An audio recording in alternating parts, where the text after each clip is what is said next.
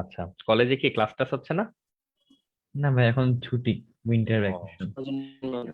এইসব বিপদ আপদের দিনও তোমাদেরকে ছুটি টুটি দেয় নাকি? ছুটি টুটি তো বন্ধ করে দেওয়া উচিত। জি ভাই, আমি ভাবছিলাম ছুটি দিবেন না, এখন দেখি কিভাবে ছুটির পরে ছুটি। আচ্ছা,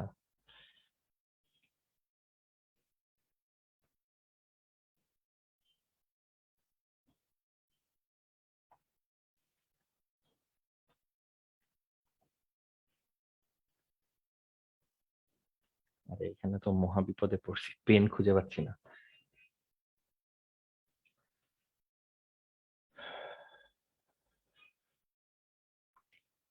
ঠিক আছে, তোমাদের মধ্যে কোন কোন কলেজে যেন এখনো সেকেন্ড পার্ট শুরু হয় নাই, মানে শুরু হয় নাই বলতে 1 সপ্তাহ 2 সপ্তাহ হলো শুরু হচ্ছে, মানে তাদের কিভাবে কি হবে আল্লাহ জানে। যাই হোক, ঠিক আছে, আমরা ওদের নিয়ে আমরা চিন্তা না করি, ওদের চিন্তা ওরা করুক আর ওদের টিচাররা করুক। আমরা হচ্ছে অ্যারোমেটিক যৌগ সরি অ্যারোমেটিক যৌগ পড়তেছিলাম। অ্যারোমেটিক যৌগের বিক্রিয়া টিক্রিয়া পর্যন্ত আমরা চলে আসছি। যারা এই যেরকম পরীক্ষা টরীক্ষা চড়াই উতরাই পার করে আসতেছো, তারা তো ক্লাস টাস বোধহয় মিস হয়েছে কিছু, তো ওগুলা একটু এক্সট্রা খাটাখাটনি করে ক্লাসগুলো হচ্ছে দেখে দেখে ফেলো, ঠিক আছে? তাহলে সাথে সাথে আগাতে পারবা। তো আমরা লাস্ট দিন হচ্ছে কি নিয়ে কথা বলতেছিলাম বলতো? আমরা একক প্রতিস্থাপিত যৌগ, মানে একবার সাবস্টিটিউট হওয়া কম্পাউন্ডে সেকেন্ড টাইম যখন সাবস্টিটিউট হয় তখন কিসের বেসিসে হয় এটা নিয়ে কথা বলতেছিলাম সম্ভবত, তাই না? অর্থ, মেটা, প্যারা, এরকম 3টা পজিশনের কথা আমরা বলছিলাম যে অ্যারোমেটিক যৌগ বা বেনজিন টাইপের যৌগে এই জিনিসটা থাকে যে যে এ যদি হয় একটা রেডিকেল, যে বেনজিন সাইকেলে এসে বসে পড়ছে অলরেডি, এর সাথে যদি আমরা কম্পেয়ার করি তাহলে এই দুইটাকে আমরা কি পজিশন বলি বলতো? অর্থ। এই দুটাকে বলি অর্থ, মাঝখানে দুটাকে আমরা বলি হচ্ছে মেটা। অর্থ। এই তুমি কি ইন্টারনেট এক্সপ্লোরার ইউজ করো নাকি? আর লাস্টেরটারে বলি হচ্ছে প্যারা। তো অর্থ, মেটা এবং হচ্ছে প্যারা, এই হচ্ছে 3টা। এবং কথা কি ছিল আমার উত্তর দাও, যে ধরো বি টাইপের একটা রেডিকেল মূলক যদি আমরা এই সাইকেলের দিকে পাঠাই, তাহলে কে ডিসাইড করবে যে বি কোথায় বসবে? এ ডিসাইড করবে নাকি বি নিজে ডিসাইড করবে? হ্যাঁ, এ ডিসাইড করবে, ও হোস্ট। এ হচ্ছে হোস্ট, বা যেটার আমরা কারেক্ট টার্ম হচ্ছে ডিরেক্টিভ গ্রুপ, নির্দেশীমূলক, ঠিক আছে? ওরা ডিসাইড করে যে বসে আছে যে নতুনটা এসে কোথায় কোথায় বসবে। দেন আমরা আর কি জানি, যে এই ডিরেক্টিভ গ্রুপকে কয় ভাগে ভাগ করা যায়? 2 ভাগে ভাগ করা যায়, তাই না? একটা হচ্ছে অর্থপ্যারা ইন্ডিকেটর, একটা হচ্ছে মেটা ইন্ডিকেটর। এটাকে তোমাদেরকে বলছিলাম যে অর্থপ্যারা ইন্ডিকেটর কারা কারা হয়, মেটা ইন্ডিকেটর কারা কারা হয়। আনসাইন্টিফিক একটা ওয়ে দিয়েছিলেন। হ্যাঁ, আনসাইন্টিফিক এটা ওয়ে, তার মানে আমরা জানি যে আমরা, মানে আনসাইন্টিফিক হলে সুবিধা কি, যে আমরা রিজন জানি না কেন অর্থপ্যারা ইন্ডিকেটর, বাট আমরা জানি কে অর্থপ্যারা ইন্ডিকেটর আর কে মেটা ইন্ডিকেটর, তাই তো? তো এটাও একটা খুব গুড হেল্প যে আমরা আপাতত রেডিকেল দেখে দেখে বুঝতে পারি যে কোন রেডিকেলটা কোন পথে আসলে ডিরেকশন দেয়। তো আমরা যেটা করতে পারি, হ্যাঁ নাফি কিছু বলতে চাও, বলে জি ফেলো। ভাই, ভাই ওই যে ওই ওয়েটাতে মানে যে ডাইরেক্টিভ গ্রুপের সব সিগমা বন্ড আছে, ওইটাই হচ্ছে ওপি ইন্ডিকেটর, এরকম না হ্যাঁ ভাইয়া? হ্যাঁ হ্যাঁ। মানে ডাইরেক্টিভ গ্রুপটা ডিপেন্ড করে ওর কি কি বন্ড আছে না আছে। তোমার কথা বুঝতে পারলাম না, মানে আমরা যেটা বলেছিলাম যে কোন একটা ইন্ডিকেটর গ্রুপ তো সব পসিবল ওয়ে তো, অপশনই তো 2টা, আইদার সে অর্থোপ্যারা ইন্ডিকেটর অথবা সে মেটা ইন্ডিকেটর। অর্থোপ্যারা ইন্ডিকেটর চেনার উপায় হচ্ছে রেডিকেলের সব সিঙ্গেল বন্ড, আর মেটা ইন্ডিকেটর চেনার উপায় হচ্ছে রেডিকেলের মধ্যে পাই বন্ড আছে। এইটা ছিল ভাই, কথা ভাই মনে হয়। রেডিকেল বলতে হচ্ছে ডাইরেক্টিভ গ্রুপটা না? হ্যাঁ হ্যাঁ হ্যাঁ, জি ডিরেক্টিভ ভাই, গ্রুপটা এ, ওইটাই ভাই। এ আর কি, যে অলরেডি বসে জি আছে ভাই, গ্রুপে। জি ভাই। ঠিক আছে। তো আমাদের এই জিনিসগুলোকে একটু ইলাবোরেট করার কথা, তারপর আমরা বোধহয় অ্যাক্টিভেটিং গ্রুপ, ডিঅ্যাক্টিভেটিং গ্রুপ, এরকম একটা কথা বোধহয় তোমাদেরকে বলে রাখছিলাম, বাংলায় যেটাকে আমরা সক্রিয়কারীমূলক এবং নিষ্ক্রিয়কারীমূলক বলি। ভাই এটা বলা হয় নাই। আচ্ছা,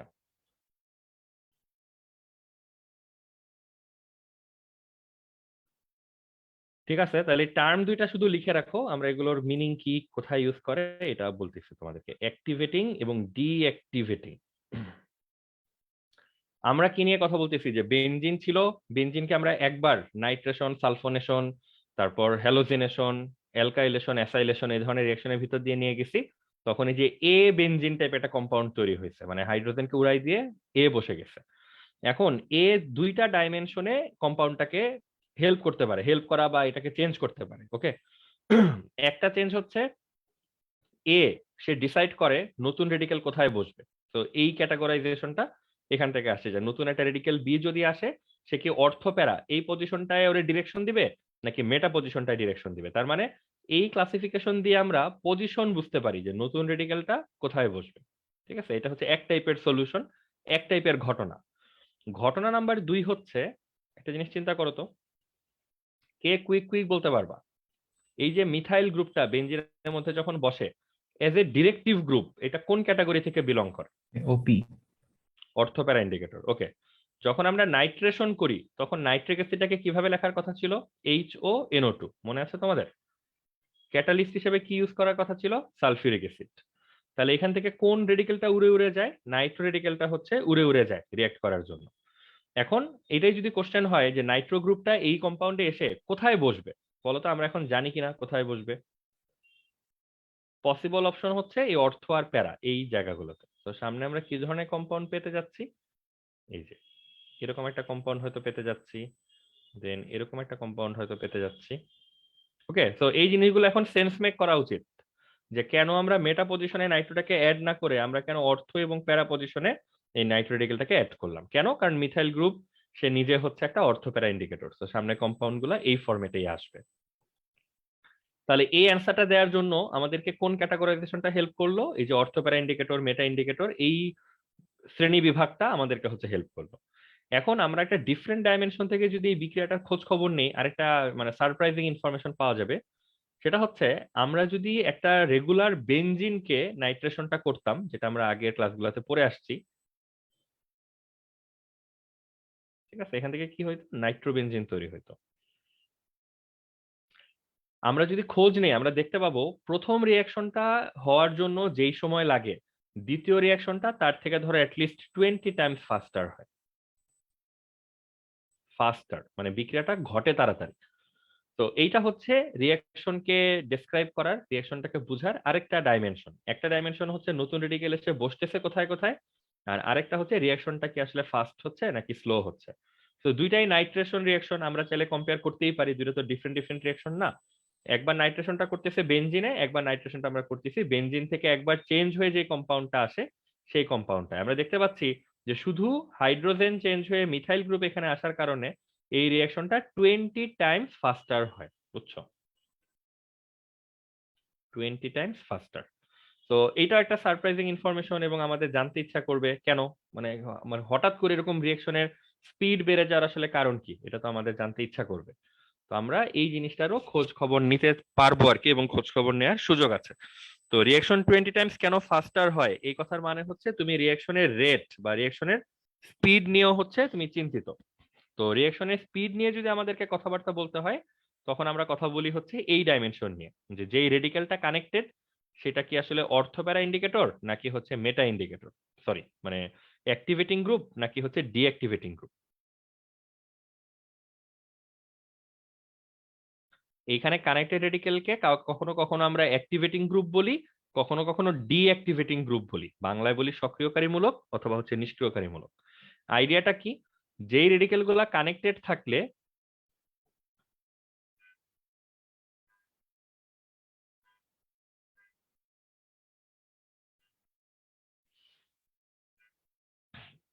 কিছু রেডিকেল আমাদের আছে যে রেডিকেল গুলো বেনজিন রিং এ কানেক্টেড থাকলে তারা ইলেকট্রন ঠেলে ঠুলে রিং এর দিকে পাঠানোর চেষ্টা করে। তো কি হয়, রিং এর ইলেকট্রনটা তখন রিচ হয় আর একটু হেভি হয়। রিং এর ইলেকট্রনটা যদি অনেক রিচ হয় এবং হেভি হয় তাহলে সে কি করতে পারে, ওই যে বাইরে থেকে যে ইলেকট্রোফাইল গুলো ছিল সেগুলোকে খুব সহজে অ্যাট্রাক্ট করতে পারে, তো রিয়াকশনটা অনেক ফাস্টার হয়। তো এই জন্য যেই রেডিকেল গুলা প্রেজেন্ট থাকলে রিয়াকশনের রেট ফাস্টার হয় সেগুলোকে আমরা বলি হচ্ছে অ্যাক্টিভেটিং গ্রুপ, বাংলায় বলি সক্রিয়কারীমূলক। ওকে। আর এমন রেডিকেল আছে যারা প্রেজেন্ট থাকলে, যেমন আমরা যদি বলি এই যে এখানে নাইট্রো কম্পাউন্ডটা আছে না, এইটাকে দিয়ে যদি আমরা একটা রিয়াকশন করাই, ধরো এখানে আমি আবার নাইট্রেশন খুললাম, ঠিক আছে, তাহলে বলো তো এইবারে নাইট্রো মূলকটা কোথায় যাওয়া উচিত লজিক্যালি? NO2 কোন ক্যাটাগরির ডিরেক্টিভ গ্রুপ, কোন ক্যাটাগরির নির্দেশক? খাতা টাতা দেখেই বলো, বাট বলো সবাই।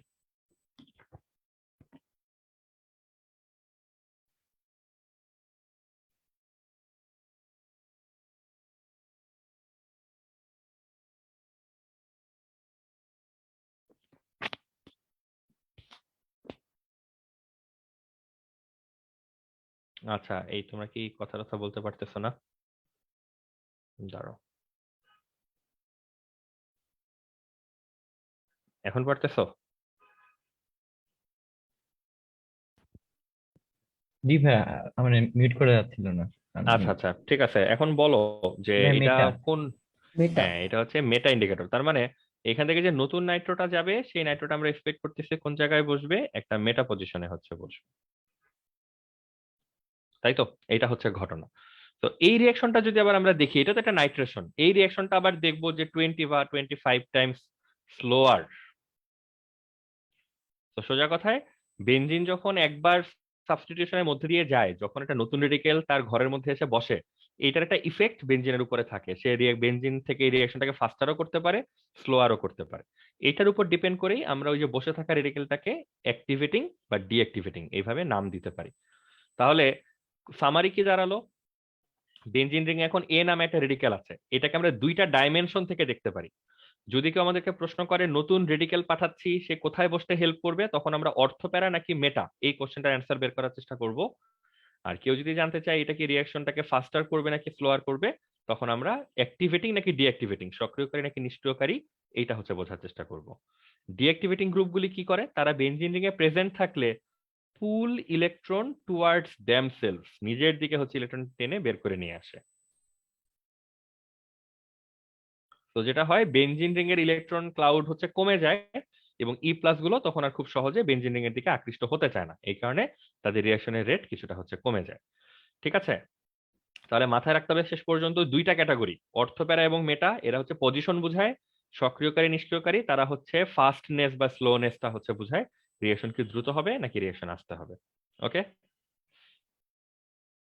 এখন এই দুইটা ক্যাটাগরি হচ্ছে ওই যে আমরা ম্যাথের ভাষায় বলি মিউচুয়ালি এক্সক্লুসিভ, মানে একটা ক্যাটাগরির সাথে আরেকটা ক্যাটাগরির কোনো কানেকশন নাই, দুইটা আলাদা জায়গা থেকে আমাদের কাছে আসছিল। তো আমাদেরকে দুইটাকে আলাদাভাবে হচ্ছে ট্যাকেল দিতে হবে। ঠিক আছে? তো এক জায়গায় আছে হচ্ছে আমাদের অর্থপ্যারা এবং মেটা, আরেক জায়গায় আছে হচ্ছে অ্যাক্টিভেটিং এবং হচ্ছে ডিঅ্যাক্টিভেটিং। তো যদিও আমরা মুখে মুখে বলি যে এই দুইটা ক্যাটাগরিকে কখনো আমরা একসাথে মিলাবো না, দুইটাকে আলাদা আলাদা ডিল করব, বাট আলাদা ডিল করলে আমাদেরই ঝামেলা, আমাদেরকে এইটার এক্সাম্পল দুইবার মনে রাখতে হবে, আবার এইটার এক্সাম্পল আমাদেরকে দুইবার মনে রাখতে হবে। তো ওই জন্য আমরা মুখে মুখে বলি যে আমরা ক্লাসিফিকেশন গুলাকে মিলাবো না, কিন্তু আমরা চুপি চুপি যেটা করি, আমরা ক্লাসিফিকেশন গুলাকে মিলায় ফেলি, মিলায় ফেলে সহজে একবারে পড়ে ফেলার চেষ্টা করি। ঠিক আছে? তো সবাই একটু আনঅফিসিয়ালি মাথায় রাখো যে এখানে যারা যারা অর্থপ্যারা, তারা মোস্টলি হচ্ছে অ্যাক্টিভেটিং, যারা যারা মেটা, তারা মোস্টলি হচ্ছে ডিঅ্যাক্টিভেটিং। সো এই কথাটা বললেই দুইটা ক্লাসিফিকেশন কিন্তু মার্জ হয়ে যাচ্ছে, এক জায়গায় চলে আসছে। এখন এত সহজে যেহেতু মার্জ করতে পারছি, এটার কিছু যে কোলাটারাল ড্যামেজ আছে, ঠিক আছে, কিছু জায়গায় ও মিলবে না, ওই জায়গাগুলোকে আমরা আলাদাভাবে শিখবো বলে ঠিক করে রাখছি। ঠিক আছে?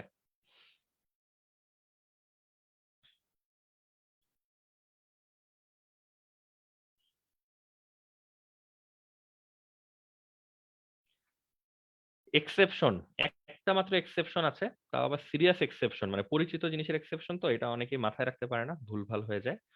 অর্থপ্যারারা হচ্ছে মোস্টলি অ্যাক্টিভেটিং, মেটারা হচ্ছে মোস্টলি ডিঅ্যাক্টিভেটিং, এক্সেপশন হচ্ছে হ্যালোজেন। ঠিক আছে? হ্যালোজেন কিন্তু খুবই পরিচিত রেডিকেল, অনেক অনেক বিক্রিয়াতে কাজে লাগবে।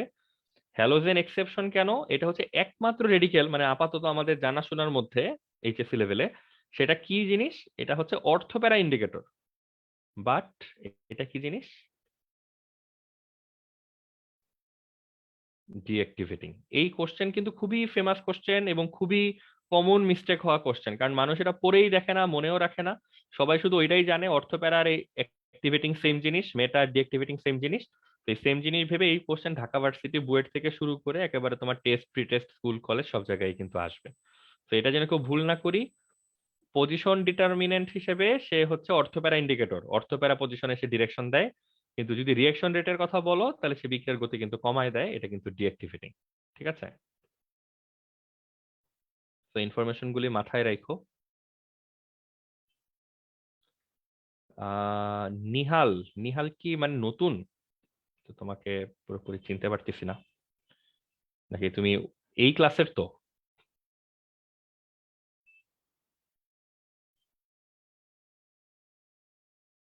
আচ্ছা, ঠিক আছে, নাকি এটা অন্য কেউ, মানে আইডির নাম হচ্ছে অন্য কিছু? ভাই একটু রেসপন্স করো শুনে টুনে থাকলে।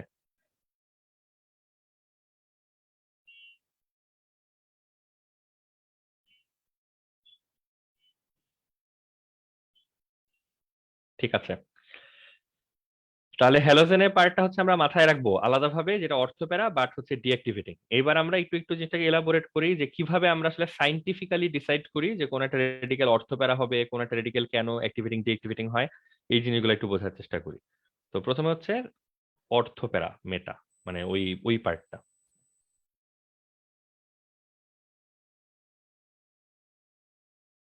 আমরা সোফার একটা মাত্র মেথড বলেছি তোমাদেরকে, উইচ ইজ আনঅফিসিয়াল, তো অফিসিয়াল জিনিসটা তো জানতে হবে, এক্সামে আসে। অর্থোপ্যারা ইন্ডিকেটর হবে নাকি মেটা ইন্ডিকেটর হবে, এটা এন্টায়ারলি ডিপেন্ড করে রেজোনেন্স স্ট্রাকচারের উপর। ঠিক আছে, রেজোনেন্স জিনিসটা মনে আছে? অ্যারোমেটিসিটির মধ্যে রেজোনেন্স নিয়ে আমরা কথা বলেছিলাম যে কোন একটা কম্পাউন্ড যদি মাল্টিপল স্ট্রাকচারে এক্সিস্ট করতে পারে, তখন একটা প্রশ্ন মানে উদ্ভব হয় যে কম্পাউন্ডটা আসলে কোনটা। তখন আমরা বলি যে ও হচ্ছে তার প্রবাবল সবগুলো কনফিগারেশনের একটা মিক্সড ফর্ম, এইভাবে আমরা বলি, এবং কম্পাউন্ডটাকে আমরা বলি হচ্ছে রেজোনেন্স হাইব্রিড। মনে আছে হয়তো তোমাদের যে ধরো বেনজিনকে আমরা একবার এইভাবে বলি, আবার বলি যে সে এইভাবে না, সে এভাবেও থাকতে পারে। তো সে আসলে কোনটা, তার অ্যান্সার হিসেবে আমরা বলি সে হচ্ছে সবগুলোর একটা মিক্সড ভার্সন। তো এখানে আমরা যে অ্যারোমেটিক কম্পাউন্ড গুলো নিয়ে ডিল করি তাদেরও হচ্ছে এরকম একটা অর্থ, প্যারা, মেটা, এবং এই যে জিনিসগুলো বোঝার জন্য মানে ওই জায়গাটা আমাদেরকে খেয়াল করতে হয় যে ডিপ ইনসাইড এদের মধ্যে কিরকম রেজোনেন্স হচ্ছে, কোন কম্পাউন্ড থেকে কোন কম্পাউন্ড এদের মুভমেন্ট হচ্ছে, এই জিনিসগুলি জানা দরকার। তো এই জিনিসগুলো অতটা ক্লিয়ারলি বোঝা যাবে না, এগুলো কেউ বোঝার চেষ্টাও করে না এইচএসসি তে, কারণ এগুলোর জন্য উপরে ক্লাস রাখা আছে। বেসিক্যালি যেটা ট্রাই করতে হবে, প্র্যাকটিস করে এই ডায়াগ্রাম গুলো আসলে এক্সামের খাতায় এঁকে দিয়ে আসতে হয়। এগুলো যেন কারো ভুল টুল না হয়, আমরা তোমাকে একটা দুইটা দেখাই দিচ্ছি এবং কিছু টিপস টিপস দিয়ে দিব যে কোন কোন দিকে খেয়াল রাখতে হয় ড্র করার সময়, তাহলে তোমাদের কাজ হয়ে যাচ্ছে। তো এখানে ধরো আমরা প্রথমে একটা ওএইচ গ্রুপের রেজোনেন্স নিয়ে কথা বলতে পারি। এই কম্পাউন্ডটাকে কি বলে, নাম জানি আমরা এটার? Hydroxy benzene, commonly known as phenol. তো অ্যারোমেটিক যৌগের এই যে নাম, কিছু নাম আছে যে নামগুলোকে আমরা লিটারেল ভাবে না বলে আমরা এগুলাকে একটু অন্যভাবে বলি, যেমন হাইড্রোক্সি বেনজিন না বলে এটাকে আমরা ফেনল বলি। অ্যামিনো বেনজিন যেটা, সেটাকে আমরা অ্যামিনো বেনজিন বলি না, সেটাকে আমরা অ্যানিলিন বলি।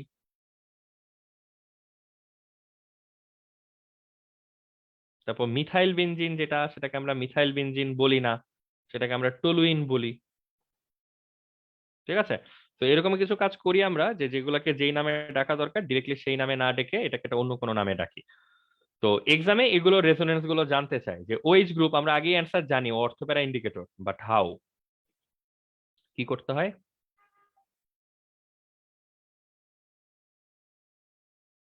আমরা কি ফেসবুক লাইভটা অ্যাক্টিভ করছিলাম? করছিলাম মনে হয় না। হ্যাঁ ভাই। আচ্ছা আচ্ছা, ঠিক আছে, হঠাৎ করে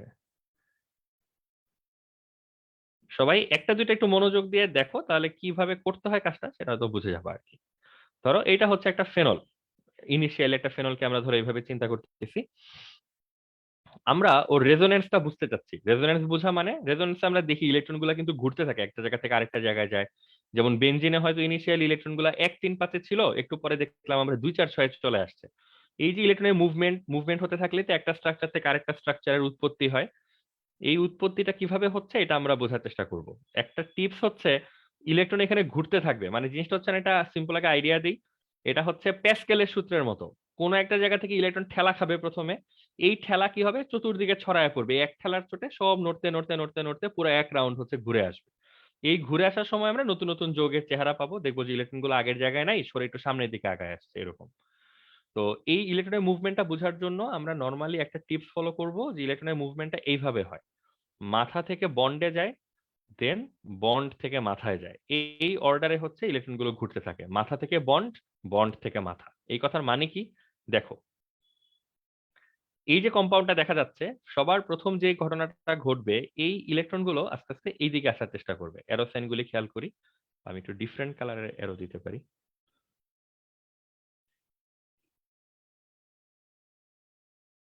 এই মুভমেন্টটাকে আমরা বলতেছি মাথা থেকে বন্ড, ইলেকট্রন গুলো কোনো বন্ডের মধ্যে ছিল না, মাথায় ফাঁকা অবস্থায় ছিল, এটা একটা বন্ডের অভিমুখে রওনা দিবে।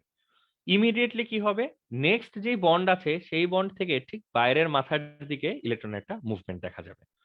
তো এই যে একটা মুভমেন্ট তুমি এখানে বললা যে এই মুভমেন্টটা এখানে হবে, তোমাকে পরের চিত্রে কি করতে হবে, এই মুভমেন্টের রেজাল্টটা বলতে পারতে হবে যে হ্যাঁ এই মুভমেন্টের ফলে এখানে এখানে এই এই ধরনের ঘটনা ঘটতেছে। আসলে দেখি আমরা এটা একটু চিন্তা টিন্তা করা যায় কিনা। দেখো এইখানে দুইটা জোড়া ইলেকট্রন ছিল, তার মধ্যে একটা জোড়া আমরা দেখতেছি বন্ধনের কাছে চলে গেছে। তো যে ইলেকট্রনটা বন্ধনের কাছে চলে গেছে আমরা ধরে নিচ্ছি ইলেকট্রনটা এখন বন্ধনের মধ্যে চলে গেছে। তো আমরা এইখানে একটা প্লাস সাইন দিব ইলেকট্রন হারানোর পার্ট হিসেবে। ঠিক আছে, এইখানে যেহেতু পেয়ার অফ ইলেকট্রন দেখতে পাচ্ছি, এখানে আমরা একটা নতুন দাগ দিব। সবাই স্টেপ বাই স্টেপ খেয়াল করো। একটু আগে এখানে একটা দাগ ছিল, এই দাগটা ধরো এই যে আগের এই দাগটা। দুইটা ইলেকট্রন যেহেতু এখন আমি দুইটা পরমাণুর মাঝখানে দিচ্ছি, তো এটার আমরা একটা বন্ড হিসেবে দেখাচ্ছি। এই দাগটা এখন এখানে দিলাম, এটা ডাবল বন্ড মনে হচ্ছে। এবার আমরা ভাই 2+ হেক্সাগনটা দেওয়া দিব। যায় না? আরেকবার বলো একটু। ভাই দুইটা ইলেকট্রন যে গেল, 2+ দিলাম না যে? দুইটা ইলেকট্রন আসলে যায় নাই, মানে দেখো এই দুইটা ইলেকট্রন কার, অক্সিজেনের। এইখানে যে দুইটা ইলেকট্রন, এই দুইটা কি অক্সিজেনের মানে বা শুধু কার্বনের? আমরা দুজনেরই শেয়ার এটা কিন্তু ইলেকট্রন। শেয়ার করা, তার মানে দুইটা ইলেকট্রনে একটা তো অক্সিজেনের নিজের থেকেই যাচ্ছে, আরেকটা বলতে পারো সে শেয়ারে পার্টিসিপেট করেছে। জি ভাই। বুঝছো? তো এটা ঠান্ডা মাথায় হিসাব মিলাই ফেলতে পারবা, ওইটা নিয়ে পরে দেখো আর কি, আগে ইন্টারাপশন দিও না, আগে আমরা পুরো জিনিসটা হচ্ছে শেষ করি। তাহলে এখান থেকে ইলেকট্রন যাওয়ার কারণে প্রথম চেঞ্জ হচ্ছে এখানে কোনো বন্ড ছিল না, একটা বন্ড ব্রো করলো। আর ইলেকট্রন হারানোর কারণে অক্সিজেনের উপর একটা প্লাস চার্জ দেখা যাচ্ছে। ওকে, সেকেন্ড অ্যারোটা কি বলে দেখো, বন্ডের ভিতরে ইলেকট্রন বাইরে বের হয়ে আসছে। তো আমরা যেটা করব এখানে একটা মাইনাস সাইন দিব, বলবো যে এখানে দুইটা ইলেকট্রন আছে, এবং বাকি যে জায়গাগুলোতে কোনো চেঞ্জ আসে নাই সেগুলোকে আমরা এজ ইজ যেভাবে আছে সেভাবে রেখে দিব। তো সবাই ঠান্ডা মাথায় চিন্তা করে দেখো এই চেঞ্জটা সবার কাছে ওকে কিনা। এরপর আমরা আরো দুইটা চেঞ্জ দেখাবো।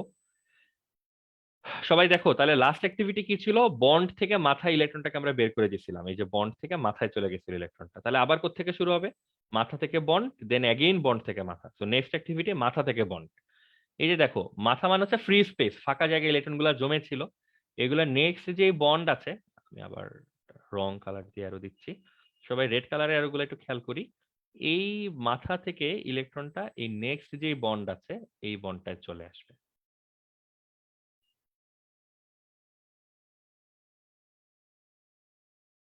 আর নেক্সট বন্ড থেকে ইলেকট্রন আবার কি হবে, নেক্সট মাথায় মুভ করবে। তো দুইটা দুইটা করে অ্যাক্টিভিটি হবে। তাহলে একটু চিন্তা করো নেক্সট অ্যাক্টিভিটিতে কি করব। প্রথম কথা, উপরে কোথাও কোনো চেঞ্জ আসে নাই, তো এখানে যা ছিল তাই রাখতে হবে।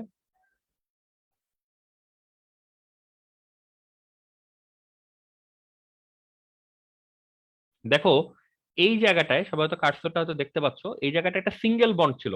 এখানে কিন্তু এই যে রেড কালারের অ্যারোটা দেখো, বাইরের ইলেকট্রন এসে এই মাঝখানে জমা হচ্ছে, তাহলে এখানে কি পাবো, একটা নতুন বন্ড পাবো। আবার এই বন্ডের ইলেকট্রন দেখতে পাচ্ছি বের হয়ে বাইরে চলে গেছে, তো এই জায়গার বন্ডটা এখন আর পাবো না, কারণ এই বন্ডটা নাই। তার বদলে আমরা এই মাথায় হচ্ছে নেগেটিভ চার্জ পাবো বা ইলেকট্রন পাবো। এইভাবে এই অ্যাক্টিভিটিটা শেষ হবে। এইখানে কোনো অ্যাক্টিভিটি হয় নাই, তো যে যেভাবে ছিল সেভাবেই থেকে যাবে। দেখো ফলো করা যাচ্ছে কিনা। তাহলে লাস্ট অ্যাক্টিভিটি ছিল বন্ড থেকে মাথা ইলেকট্রনের মুভমেন্ট, তাহলে আবার কোত্থেকে শুরু হবে, মাথা থেকে বন্ড। এই যে দেখো এই মাথা থেকে ইলেকট্রন নেক্সট বন্ডে যাবে, বন্ড থেকে ইলেকট্রন নেক্সট মাথায় যাবে।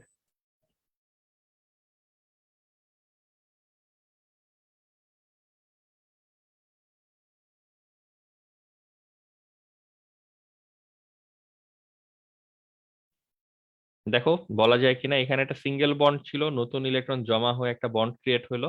এই বন্ড পাবো না, ফাঁকা। তার বদলে এইখানে একটা নেগেটিভ চার্জ পাবো। ঠিক আছে, লাস্ট কাজ ছিল বন্ড থেকে মাথা, তো আবার থেকে শুরু, মাথা থেকে বন্ড, এবং লাস্ট হচ্ছে আবার বন্ড থেকে মাথায় ফেরত। তো সবাই আবার দেখো লাস্টের ডায়াগ্রামটা ক্রিয়েট করতে পারো কিনা। সবাই মনোযোগ দিয়ে দেখো তো। এই যে আমরা একটা প্লাস সাইন দিয়েছিলাম ইলেকট্রন পেয়ারটা বন্ডের কাছে নিয়ে, বন্ড থেকে ইলেকট্রন যে আবার ফেরত আসতেছে, তাহলে এটা আবার কি হিসাবে চলে আসা উচিত, পেয়ার হিসেবে চলে আসা উচিত। এইখানে কি এখন ডাবল দাগ দিব নাকি সিঙ্গেল দাগ দিব? সিঙ্গেল। সিঙ্গেল। সিঙ্গেল দাগ, কারণ হচ্ছে ইলেকট্রন তো চলে গেছে, শুধু আগের অংশটুকুই রয়ে গেছে। আর বাকিটুকু যদি আমরা কমপ্লিট করি, এখানে একটা বন্ড দেখতে পাচ্ছি, এখানে বন্ড দেখতে পাচ্ছি, এবং এখানে একটা বন্ড আসবে। তো এই হচ্ছে ঘটনা। এখন তুমি যদি ফার্স্ট ডায়াগ্রাম আর লাস্টের ডায়াগ্রামটা দেখো, দেখবা যে ফেনল ফেনলের জায়গায় ফেরত আসছে। শুধু চেঞ্জ হচ্ছে আগে যে জায়গাগুলোতে বন্ড ছিল, দেখে মনে হচ্ছে এগুলা এক রাউন্ড হচ্ছে ঘুরে গেছে। এই এই জিনিসটাকে আমরা বলতেছিলাম হচ্ছে রেজোনেন্স। তো কেউ যদি প্রশ্ন করে ফেনল আসলে কোনটা, আসলে এই যে যা তুমি এখানে দেখতে পাচ্ছ সব হচ্ছে ফেনলের সম্ভাব্য স্ট্রাকচার। ফেনল এই সবগুলার একটা মিক্সড ফর্ম হিসেবে থাকে, যেটাকে আমরা এই যে এইভাবে দেখাই আর কি। এভাবে দেখ। তো হাইব্রিড ফর্মটা না দেখাইলেও হবে, কারণ এটা তো আমাদের মূল ফোকাস না। মূল ফোকাস হচ্ছে স্ট্রাকচার গুলি বোঝার চেষ্টা করা। অতএব যেটা বললাম, এই জিনিস তোমার কাছে এই লেভেলে খুব বেশি সেন্স মেক করবে না, সেন্স মেক করার দরকারও নাই। তুমি শুধু কাজটা কি করতে হবে বুঝতে পারলেই হয়, এবং কাজগুলো এক্সিকিউট করতে পারলেই হয়। আর এই জিনিস তুমি বুঝে বুঝে আঁকারও কিছু নাই, এগুলা প্র্যাকটিস করে বাসায় দেখে টেখে লিখে শিখে তারপরে হচ্ছে যেতে হবে। তো বইতেও তোমরা এগুলো পাবা, আর এখান থেকে দেখে যদি মাথায় রাখতে পারো আরো ভালো। ঠিক আছে, এখন প্রশ্নের উত্তর কি হইলো, মানে প্রশ্নের তো উত্তর পাওয়া গেল না। প্রশ্নটা শুরু করেছিলাম যে ওএইচ গ্রুপ আমরা জানি অর্থোপ্যারা ইন্ডিকেটর, কিভাবে জানি? ফাঁকিবাজি বুদ্ধি, 2 নাম্বারই করে জানতে পারছো এটা অর্থোপ্যারা ইন্ডিকেটর। এখন আমরা সাইন্টিফিক্যালি জানতে চাই যে কেন এবং কিভাবে বুঝলাম যে ওএইচ গ্রুপ অর্থোপ্যারা ইন্ডিকেটর। সেটা বোঝার জন্য প্রথমে আমাদের বলতে হবে আমরা ধরো জানি না, তো আগে আমাদের রেজোনেন্সের চিত্রটা দেখতে হবে। ফেনল বা ওএইচ গ্রুপ থাকলে কিভাবে রেজোনেন্স হয় বেনজিন রিং এ, সেটা আমরা দেখলাম। এখানে টোটাল স্ট্রাকচার কয়টা? 1, 2, 3, 4, 5। ঠিক আছে, 1, 2, 3, 4, 5। দেখো, এই 5টা স্ট্রাকচার মিলে হচ্ছে ফেনল। ফেনল ইমিডিয়েট যখন তুমি চেক করবা, সে কোনো না কোনো স্ট্রাকচারের মধ্যে কিন্তু আছে, এইভাবেই কিন্তু আমরা ফেনলকে পাবো। এই যে ফেনলের সেকেন্ড স্ট্রাকচারটা, থার্ড স্ট্রাকচারটা বা ফোর্থ স্ট্রাকচারটা, দেখো তো এই স্ট্রাকচার গুলা কি ইউনিফর্ম বেঞ্জিন রিংটা, নাকি কোনো কোনো জায়গায় ইলেকট্রনের ক্লাউড বেশি? দেখো এই জায়গাটা কিন্তু ইলেকট্রনের ক্লাউড বেশি, একদম স্পেসিফিক্যালি নেগেটিভ চার্জ দেখা যাচ্ছে। এই জায়গাটা নেগেটিভ চার্জ দেখা যাচ্ছে, এই জায়গাটা নেগেটিভ চার্জ দেখা যাচ্ছে। তো এই জন্যই আমরা যখন বলি যে একটা ই প্লাসকে আমি পাঠাচ্ছি ফেনলের দিকে, আমরা তো ছোট করে বিক্রিয়াটাকে এইভাবেই লিখি যে ই প্লাসকে পাঠাচ্ছি ফেনলের দিকে। আমরা জানতে চাই ই প্লাসটা এইখানে কোন জায়গাটায় আকৃষ্ট হবে, এটা জানতে চাই। আবার আমরা বলে দিচ্ছি এই জায়গাগুলোতে তার আকর্ষণের পরিমাণ বেশি, পরীক্ষা করলে আমরা এই জায়গাগুলোতেই দেখি যে ই প্লাস এসে বসে গেছে। কেন? উত্তরটা কিন্তু এবার এখান থেকে আসতেছে যে ওএইচ তো আমরা এটা দেখলে পুরো বুঝবো না, ওএইচ এর ভিতরে যে স্ট্রাকচার গুলা থাকে সেইটার এই অর্থ পজিশন, প্যারা পজিশন এবং অর্থ পজিশন, এই জায়গাগুলোতে আসলে ইলেকট্রন মেঘের ঘনত্ব তুলনামূলক বেশি থাকে, এটাই প্রমাণিত হচ্ছে নেগেটিভ চার্জ দেখে। তো যখন আমরা একটা ই প্লাস কে পাঠাই, সে তার তো এটাই হওয়া উচিত, এই জায়গাটা, এই জায়গাটা এবং এই জায়গাটায় হচ্ছে তার যুক্ত হওয়ার সম্ভাবনা তুলনামূলক বেশি হওয়া উচিত। বুঝতে পারতেছো? এই কারণে আমরা ওএইচ মূলকটাকে কি টাইপের মূলক বলতে পারি? Ortho para indicator.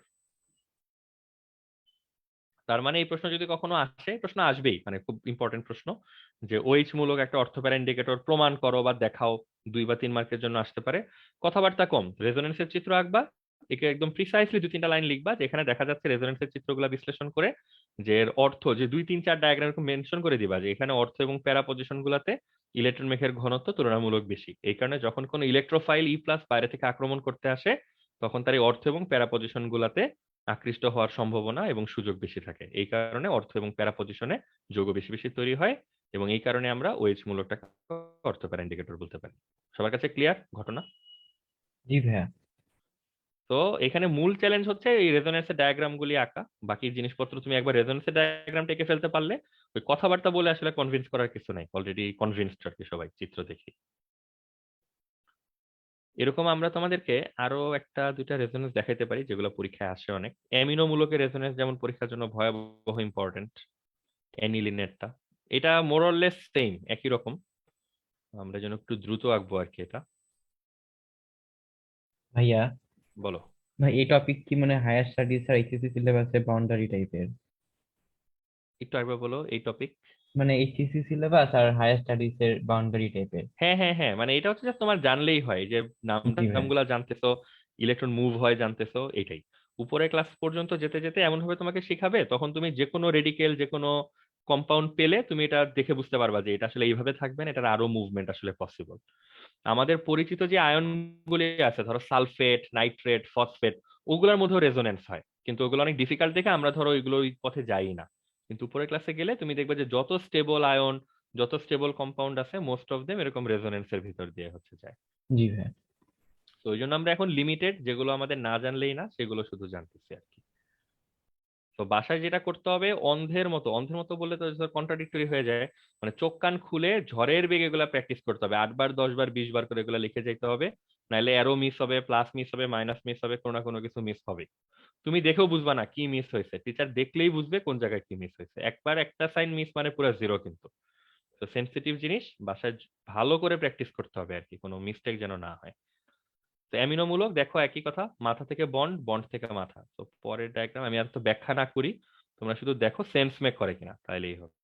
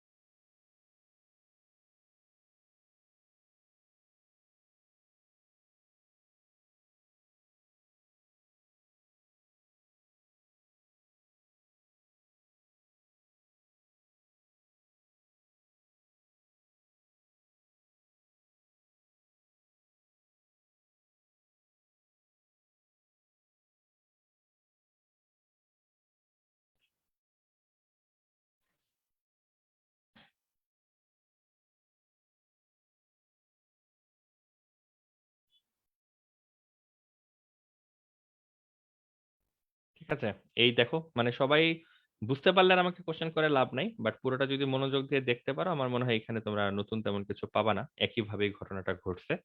পাঁচটা ডায়াগ্রাম দিয়ে পাঁচ রকমের স্ট্রাকচার মিলে তারপর আসলে অ্যানিলিন বা অ্যামিনো বেনজিন যৌগটা গঠিত হয়। এবং কেউ যদি প্রশ্ন করে যে অ্যামিনো গ্রুপ কি নির্দেশক, ধরো আমরা আগে থেকে জানি না, এই চিত্রটা দেখে কি বোঝা যাচ্ছে অ্যামিনো গ্রুপ কোন নির্দেশক? ওপি। ওপি। কেন ওপি? কারণ দেখা যাচ্ছে যত রকম প্রবাবল স্ট্রাকচার আছে সেখানে অর্থ আর প্যারা পজিশন গুলা in particular negatively charged, more negatively charge, electron ক্লাউডের ডেনসিটি এই জায়গাগুলোতে হচ্ছে অনেক বেশি। তার মানে কাজকর্ম সহজ, রেজোনেন্স আঁকবো এবং সাইন গুলাকে আমরা দেখানোর চেষ্টা করব।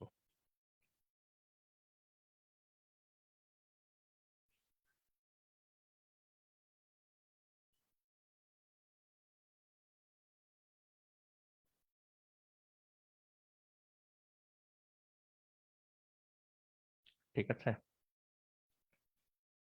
আরেকটা দেখবো, এটা বেশ ইন্টারেস্টিং, তাই দেখানো হবে, সেটা হচ্ছে মিথাইলেরটা। মিথাইলের রেজোনেন্স ইটসেলফ একটা খুবই ইন্টারেস্টিং জিনিস। আমার মনে আছে আমরা যখন এইচএসসি তে পড়তাম, মানে যেভাবে বইতে লেখা থাকে এখনো তো ওইভাবেই লেখা, এটা তো চেঞ্জ হয় নাই। তো তখন এটা কিভাবে হচ্ছে এটা তেমন কেউ বুঝতে পারতাম না, টিচারদেরকে জিজ্ঞাসা করলে টিচারও নানান ধানাই পানাই করতো, বাট ক্লিয়ার কাট কোনো অ্যান্সার পাওয়া যেত না। জিনিসটা লেখা থাকতো বইতে এইভাবে, যে প্রথমে ধরো একটা মিথাইল কিরকম দেখানো হইতো। তোমরা তোমাদের বইগুলো দেখো, এখন তো অনেক বইতে অনেক চেঞ্জ আসছে। তো এইভাবেই লেখা আছে নাকি এখন নতুন কিছু দেখায় বা নতুন কিছু বলে, বলা টলায় মনে হয় চেঞ্জ আসছে, বাট ড্রয়িংটাই চেঞ্জ আসছে কিনা শিওর না। ধরো এটা হচ্ছে টলুইন বা মিথাইল বেনজিন যেটা বলি সেটা। এখান থেকে রেজোনেন্সের ডায়াগ্রামটা কিভাবে দেখায় দেখবা, যে এরকম একটা জিনিস ড্র করা থাকে, এরকম একটা অ্যারো, এরকম একটা অ্যারো, তারপর শুরু হয়ে গেছে কাজকর্ম। এখানে অদ্ভুত ব্যাপার হচ্ছে ইলেকট্রনটা চলে যাওয়ার পরে হাইড্রোজেন হয়ে গেছে H+, এটাকে এইভাবে দেখানো হয়। মানে সামহাও সবাই প্রিটেন্ড করে যে পাশের হাইড্রোজেনটা লেগে আছে, কিন্তু কিভাবে লেগে আছে কারো কোনো আইডিয়া নেই। মানে এই H+টা এখানে কিভাবে আছে, এটা তো টুপ করে পড়ে যাওয়া উচিত, বা এই কার্বনের সাথে তার কোনো কানেকশন নাই, কিন্তু H+টা ওখানেই রেখে দেয় সবাই আর কি। তো তারপরে বাকি কাজ আবার সব আগের মতো চলতে গেলে আমি আর ড্র করতেছি না, একই রকম ভাবে আসবে যাবে আসবে যাবে আসবে যাবে, ফাইনালি কি হবে, এখান থেকে আবার ইলেকট্রনটা ফেরত আসবে, তখন সে আবার আগের জায়গায় ফেরত যাবে। তো এটার কোনো এক্সপ্লেনেশন আমরা যখন অ্যাটলিস্ট এইচএসসি তে পড়তাম আমরা জানতাম না, সত্যি কথা বলতে, যে এরকম কেন, আমাদের মনে হয়েছে যেটা বোধহয় এইভাবে আঁকতে হবে তাই আঁকা। কেউ কেউ আরেক ধাপ সামনে আগায় যে এটার জন্য এর নিজস্ব এক্সপ্লেনেশন বের করতো, যে ধরো এখানে H+টা হচ্ছে যে কার্টুনের মতো, যে কার্টুনে কি হয়, ধরো বাসা থেকে দৌড়াতে দৌড়াতে হঠাৎ করে জানলা দিয়ে বাসার বাইরে চলে গেছে, ওটা তো খেয়াল করে না সে, সে শূন্যেই ভাসতে থাকে। যখন সে নিচের দিকে তাকায় তখন হচ্ছে ধরো সে টুক করে পড়তে থাকে। হ্যাঁ, কার্টুন তো ম্যাজিক। এখানে হচ্ছে কার্টুনের মতো, তার যে ইলেকট্রন চলে গেছে, তার যে পড়ে যাওয়া উচিত সেটা ধরতে পারে নাই, সে ওখানে আটকে আছে, মানে দাঁড়ায় আছে ওখানে। ওটা সে বুঝতে বুঝতে ততক্ষণ ইলেকট্রনটা আবার রেজোনেন্সে ফেরত চলে আসে, তাই সে আর পড়ার সুযোগ পায় না, আটকে থাকে। মানে এটা ছিল আমাদের নিজেদের বানানো ব্যাখ্যা আর কি অনেকের। তো তোমরা তোমাদের বই থাকলে বইটি একটু দেখো যে এই চিত্রগুলো আসলে কিভাবে দেয়া, এখন এইভাবে দেয়া আছে কিনা। এখন কথা হচ্ছে এটা তো বুঝার তো দরকার যে আসলে কিভাবে ঘটনাটা ঘটতেছে, H+ আসলে কিভাবে লটকায় আছে, ঠিক আছে। হ্যাঁ, অ্যান্টি গ্র্যাভিটি, এই অ্যান্টি গ্র্যাভিটির জিনিসটাই আমাদেরকে বুঝতে হবে। আচ্ছা, এটার ঘটনাটা কিভাবে ঘটে, দেখো কিছু জ্ঞান বাড়বে এই জিনিসটা জানলে। যে আমরা অলরেডি বেনজিনের এই কাঠামোগুলির ব্যাপারে আমাদের ধারণা আছে যে প্রত্যেকটা শীর্ষে যে কার্বনটা থাকে ওর sp2 হাইব্রিডাইজেশন হয়, ও আশেপাশে 3টা সিগমা বন্ড করে এবং ওর একটা অরবিটাল সবসময় রয়ে যায় বন্ধন না করে আনহাইব্রিড অবস্থায়। তো এই আনহাইব্রিড অরবিটাল গুলা নিজেদের মধ্যে হচ্ছে পাই বন্ড করার কথা। তো ওরা পাই বন্ড করে বা করে না, ওরা আসলে ডিলোকালাইজেশনে পার্টিসিপেট করে, তাই না? ইলেকট্রন গুলা তখন এই যে সবাই মিলে দলগত ভাবে হচ্ছে ঘুরতে থাকে, এই যে এরকম।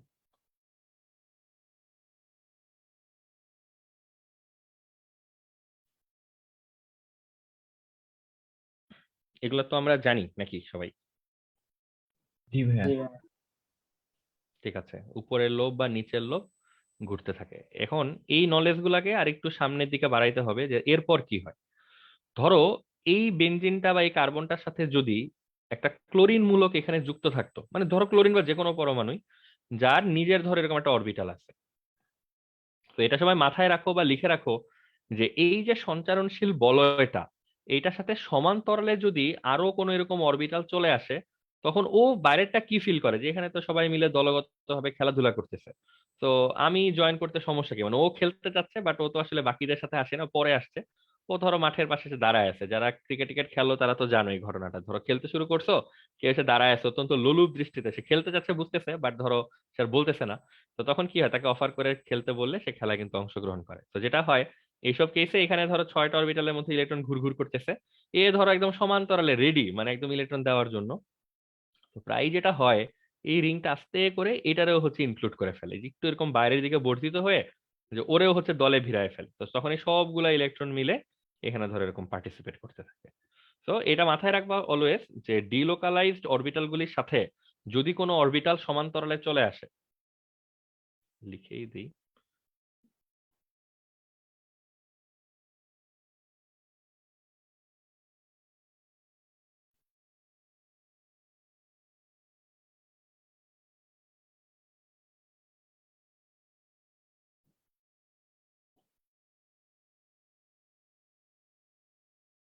বাইরের কোনো পি অরবিটাল সমান্তরালে চলে আসলে,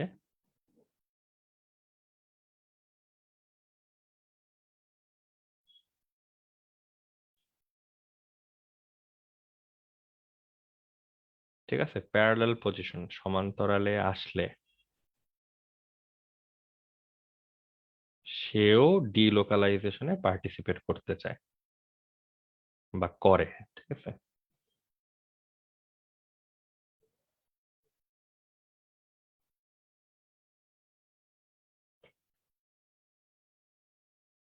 এই টেন্ডেন্সিটা জেনে রাখা ভালো যে ডিলোকালাইজেশন একটা ভালো কাজ। তো ওই যে সবাই মিলে বৃক্ষরোপণ করতেছো, আশেপাশে কেউ থাকলে সেও ধরো মাটি টাটি খুঁড়ে দিতে, পানি গোবর দিতে হেল্প করলো, এইটা হচ্ছে ব্যাপার আর কি।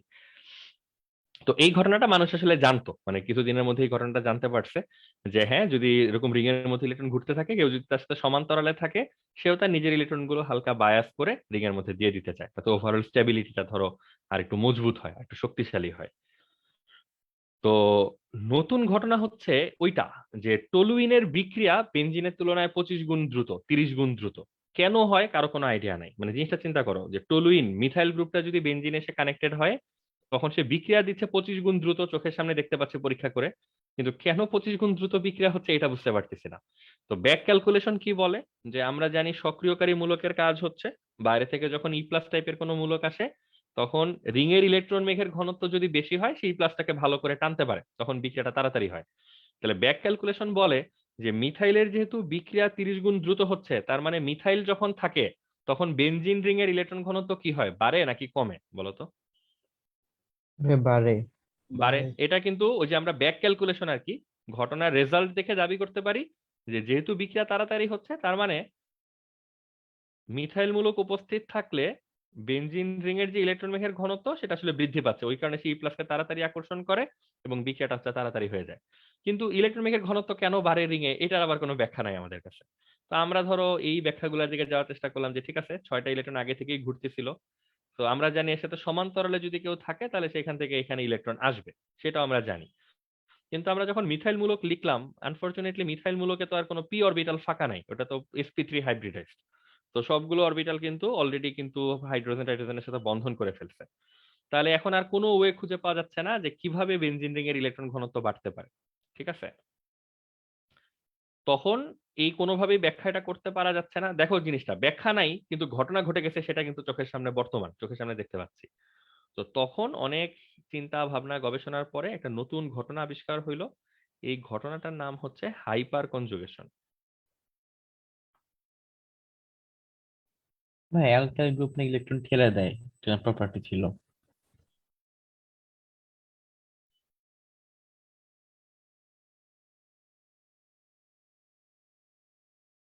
ঠিক আছে, হ্যাঁ শুনতেছি, দাঁড়াও। তো এখানে এই হাইপার কনজুগেশন নামে একটা নতুন ঘটনা তখন আবিষ্কার করা হইলো হিসাব মিলাইতে না পেরে, যে এই ঘটনাটা আগে মানুষ জানতো না। এই ঘটনাটার কাহিনী কি? কাহিনী হচ্ছে, অ্যালং উইথ দিস ইনফরমেশন, আগে আমরা জানতাম যে ডিলোকালাইজড অরবিটালের সাথে যদি কোনো অরবিটাল সমান্তরালে থাকে সেখান থেকে ইলেকট্রন আসে। নতুন ইনফরমেশন হচ্ছে, যদি কোনো পি অরবিটাল আমরা সমান্তরালে না পাই, কিন্তু সমান্তরালে কোনো সিগমা বন্ধনও পাই, এই সিগমা বন্ধনে তো ইলেকট্রন আসলে খুব ভালোভাবে আটকে থাকার কথা। কিন্তু সে যখন এই বেনিফিটটা পায় যে আশেপাশে রিং এ ইলেকট্রন ঘুরতেছে এবং সে সমান্তরালে আছে, ইভেন দো সে সিগমা বন্ড ফর্ম করে আছে, সে এইখান থেকে কিছু কিছু ইলেকট্রন আস্তে আস্তে করে এই রিংটাতে পার্টিসিপেট করানোর বা প্রদান করার চেষ্টা করে। তো এই অদ্ভুত ওয়েতে ইলেকট্রন ক্যাপচার করার, ইলেকট্রন নেয়ার যে ক্ষমতাটা, যে সুযোগটা, এটারে বলে হচ্ছে হাইপার কনজুগেশন। ঠিক আছে, তাহলে হাইপার কনজুগেশন জিনিসটা সহজ বাংলা কি লিখে রাখো, যে সমান্তরালে থাকা সিগমা বন্ধন থেকে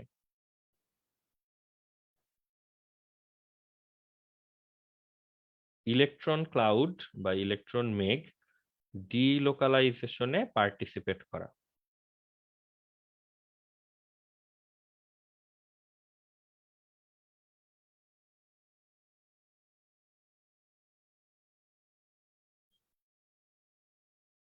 এই স্পেশাল ঘটনাটাকে বলে হাইপার কনজুগেশন। এটাকে স্পেশাল ঘটনা কেন বলতেছি, কারণ এটা নতুন ঘটনা। এই আবিষ্কারের আগ পর্যন্ত এই ঘটনার কোনো সন্ধান কেউ পায় নাই। তার আগ পর্যন্ত উপরের ঘটনা পর্যন্ত মানুষের জানা ছিল।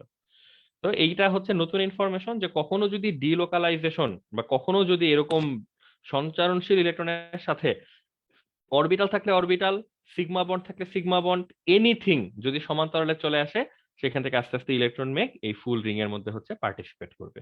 এবং পার্টিসিপেট করলে সে যা অর্জন করার, যা অ্যাচিভ করার, তা সে অ্যাচিভ করবে। তো তখন একটা ব্যাখ্যা পাওয়া যায় যে কেন মিথাইল থাকলে বেনজিন রিং এর মধ্যে আসলে ইলেকট্রন ক্লাউড সামান্য বেড়ে যায় এবং কেন বিক্রিয়ার গতি বেড়ে যায়। বুঝছো, এইটা হচ্ছে অ্যাকচুয়াল ঘটনা, ব্যাকগ্রাউন্ডে এই ঘটনাটা ঘটে। প্রবলেমটা হয়েছে কোন জায়গায়, যে হাইপার কনজুগেশনের মতো ডিফিকাল্ট ঘটনা এটা কিন্তু এইচএসসি সিলেবাসে নাই।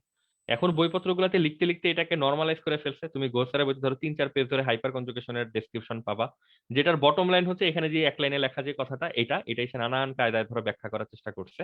কিন্তু এটা এইচএসসি সিলেবাসে নাই। এইচএসসি সিলেবাসে না থাকাতে এই উপরের প্রবলেমটা হয়ে গেছে। যে দেখো এইখানে যে অ্যারোটা দেখাচ্ছে, এখন কি বুঝতেছো অ্যারোটা দিয়ে আসলে কি বোঝানোর চেষ্টা করতেছে? যে এই সিগমা বন্ডে যে ইলেকট্রন ছিল তার কিছু অংশ সেই রিংটাতে পাঠিয়ে দিচ্ছে, কিভাবে? Through hyper conjugation process. এখন এইখানে ওরা যেভাবে দেখাইছে যে ইলেকট্রনের মানে দাগটাই নাই হয়ে গেছে, আসলে তো এইভাবে ঘটনাটা ঘটে না। আসলে যেটা ঘটে, সিগমা বন্ডে সে কিছু পরিমাণ ক্লাউড মেইন রিং এর মধ্যে পার্টিসিপেট করে। তো কথাটাকে এইভাবে বলা যায় যে কার্বন হাইড্রোজেনের মধ্যে যদি আমি একটা দাগ দিতাম বন্ড বোঝানোর জন্য, যেটা খুবই গাঢ় করে দেওয়া একটা দাগ, এই চিত্রটা এসে সেই দাগটা থাকতো, কিন্তু দাগটা কেমন হয়ে যেত? একটু ফেড হয়ে যেত, একটু চিকন হয়ে আসতো। এখন এইচএসসির বইতে যেহেতু এই আধা আধি সিগমা বন্ড থেকে ইলেকট্রন নেওয়ার কোনো অফিসিয়াল প্রসেসের বর্ণনা নাই, তো ওরা কি করতেছে দেখো, ওরা কিন্তু পুরো বন্ডটাই গায়েব করে দিয়ে হাইড্রোজেনটাকে প্লাস করে দেখাচ্ছে। কিন্তু হাইড্রোজেনটা আবার এখানে কানেক্টেড থাকে কিভাবে সেটা আবার সে দেখাতে পারতেছে না। তো ওরা এরকম একটা কনফিউজিং সিচুয়েশনে পড়ে গেছে। তোমার ধরে নিচ্ছে পোলাপান বোধহয় এটা নিয়ে ঘাটাঘাটি করবে না, এটা যেভাবে আছে থাকুক। ঠিক আছে, তোমার মনে হয় ঘটনাটা কিছুটা ক্লিয়ার হয়েছে যে আসলে মিথাইলে কি পদ্ধতিতে, কোন পদ্ধতিতে আসলে ইলেকট্রনটা রিং এর দিকে আসে, এবং একবার ইনিশিয়েট হওয়ার পর পরের ঘটনাগুলো তো সেন্স মেক করে যে বাকি কাজটা সে কিভাবে আগায় নিয়ে যাবে। কথাবার্তা কি বোঝা যাচ্ছে কিছু? জি ভাইয়া। ঠিক আছে, তো এটা এর থেকে বেশি কিছু বুঝার নাই। যদি বলো ডিরেক্ট পরামর্শ কি, ডিরেক্ট পরামর্শ হচ্ছে মিথাইলের চিত্র মিথাইলের মতো করে আঁকবা, এখানে কোনো জটিলতা নাই। শুধু এই ঘটনাটা আসলে একটা অ্যাবনর্মাল ঘটনা, যে সিগমা থেকে তুমি ইলেকট্রনটা দেখাচ্ছ, আবার এখানে বন্ডটা নাই, মানে বইতে যেভাবে জিনিসটাকে প্রিটেন্ড করে যে ওরা আসলে কিছু বলবে না বা আধা আধি, সেমি সিক্রেট সেমি ওপেন। তো এই ঘটনাটা বোঝানোর জন্য আমরা তোমাকে আইডিয়াটা দিয়ে রাখলাম যে এখানে আসলে একটু আধ্যাত্মিক টাইপের ঘটনা ঘটে, সিগমা বন্ড থেকে একটু একটু করে ইলেকট্রন আসলে ভিতরের দিকে আসে। আর হাইপার কনজুগেশন কথাটা যেহেতু আমরা আসলে সিক্রেট না রেখে বলেই ফেললাম, এটার আরো কিছু কনসিকুয়েন্স জানা উচিত। যত যত জায়গায় তুমি ওই যে 3 ডিগ্রি আয়ন, 3 ডিগ্রি যৌগ কেন স্থিতিশীল, এসব কথাবার্তা যখনই বলছো, তুমি কখনোই হাইপার কনজুগেশনের নামটা নাও নাই, কারণ এটা এইচএসসি সিলেবাসে নাই। বাট ওয়ান্স নোন, এখন আমি হাইপার কনজুগেশন জানি, এখন কিন্তু আমি জায়গায় জায়গায় এটা ব্যবহার করতে পারি। চিন্তা করো, 3 ডিগ্রি কার্বোক্যাটায়ন কেন বেশি স্থিতিশীল? তুমি এতদিন ধরে বলছো বিভিন্ন জায়গা থেকে ইলেকট্রন মেঘ সংগ্রহ করে ঠেলে ঠুলে পজিটিভ চার্জকে প্রশমিত করে ফেলে, তাই সে স্থিতিশীল। এখন দেখো, হাইপার কনজুগেশনের কথা বললে বলতে হবে অন্য সব ঘটনার পাশাপাশি অন্যান্য জায়গা থেকে সে ইলেকট্রন সংগ্রহ করে, ভালো কথা। সমান্তরালে থাকা সিগমা বন্ড থেকেও কিন্তু তার এখন ইলেকট্রন সংগ্রহ করার একটা সুযোগ কিন্তু তৈরি হচ্ছে। তো এই সুযোগটা কিন্তু আগে আমরা কখনো খেয়ালও করি নাই, বুঝিও নাই, এখন কিন্তু বুঝি। আবার একটা জিনিস চিন্তা করো তো, এই জায়গায় কার্বনের সাথে একটা হাইড্রোজেন না থেকে যদি আমরা বলি যে আমরা ডিগ্রি বাড়ায় দিচ্ছি, তো এই জায়গায় ডিরেক্টলি হাইড্রোজেন না থেকে এখানে আরো একটা কার্বন, আরো 3টা হাইড্রোজেন, এইভাবে যদি আমরা ডিগ্রি বাড়াতে থাকি, বলতো এর মানে কি? সিগমা বন্ধনের সংখ্যা আরো বাড়তে থাকবে। সিগমা বন্ধন যদি বাড়তে থাকে, তাহলে বলতো সমান্তরাল হয়ে যাওয়ার সম্ভাবনা কি বাড়তে থাকবে না কমতে থাকবে? হ্যাঁ, বাড়তে থাকবে। ঠিক আছে, কথা বুঝতেছো? মানে 3টা সিগমা বন্ড নিলেই যদি দেখি যে একটা সমান্তরাল হয়ে যাচ্ছে, তাহলে 3টা জায়গায় 6টা 9টা করে যদি সিগমা বন্ড আসতে থাকে, তাহলে তো আরো বেশি বেশি বন্ধন এই কাঠামোটার সাথে সমান্তরালে চলে আসার চেষ্টা করবে। তখন আরো ইলেকট্রন এদের সাথে এসে জয়েন করবে। তো এই জন্য আমরা যত ডিগ্রি বাড়াবো, হাইপার কনজুগেশন হওয়ার মাত্রাটা তত বৃদ্ধি পাবে। বুঝছো?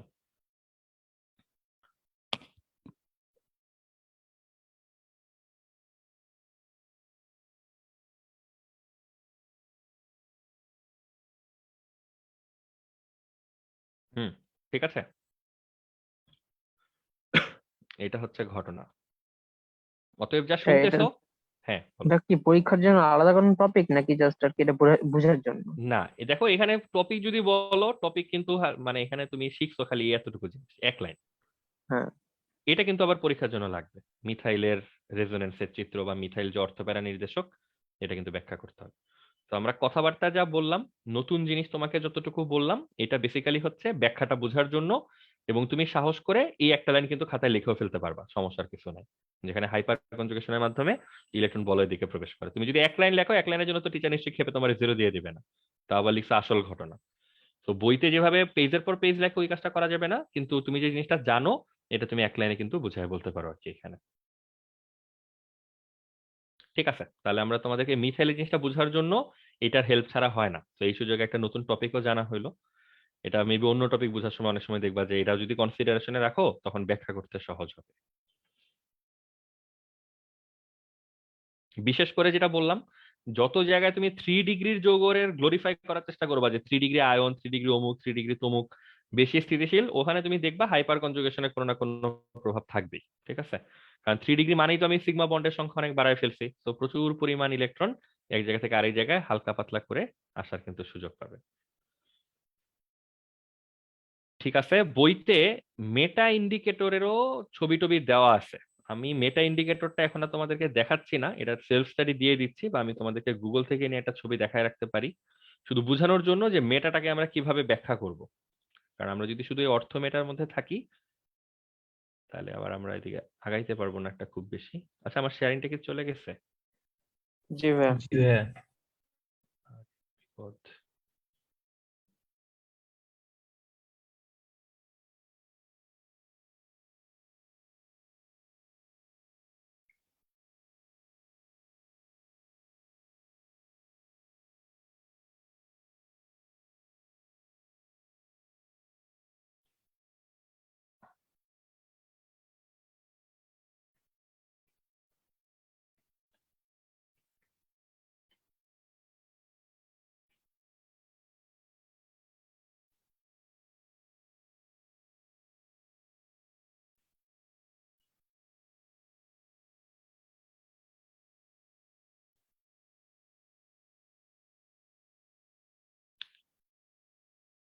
ঠিক আছে, এটা আমি কাট কপি পেস্ট করে দিচ্ছি, বাট আমার মনে হয় আমরা ডিরেক্টলি তোমার গুগলের ইমেজ থেকেই দেখাই ফেলি, তাও সময় বাঁচবে কিছুটা।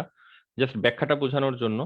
দেখতে পাচ্ছ যে এখানে বড় করে যেটা আছে সেটাই দেখতে পারো, এই যে 1 2 3 4 5, আবার সেই 5টা ডায়াগ্রাম ইলেকট্রনের অ্যারো সাইন দেখে বুঝতেছো। এখানে ইলেকট্রন যে বের হয়ে বাইরের দিকে যেতে থাকবে এবং প্রতিবার একটা করে বন্ড হচ্ছে ঘুরতে থাকবে। এখন এই যে পুরো স্ট্রাকচারটা তোমার আঁকতে হবে, বাসা একটু প্র্যাকটিস করো, না বুঝলে আমরা নেক্সট দিন এটা আবার শুরুতে দেখাই দিব, কোনো সমস্যা নাই। মূল ব্যাখ্যাটা কি হবে 5টা চিত্র আঁকার পর? এবার বলতে হবে যে দেখো এটা কেন মেটা নির্দেশক, এটা কি কেউ ব্যাখ্যা করতে পারবা? ধরো ছবিটা দিয়ে দেওয়া আছে, এটা মেটা নির্দেশক কিভাবে বুঝবা?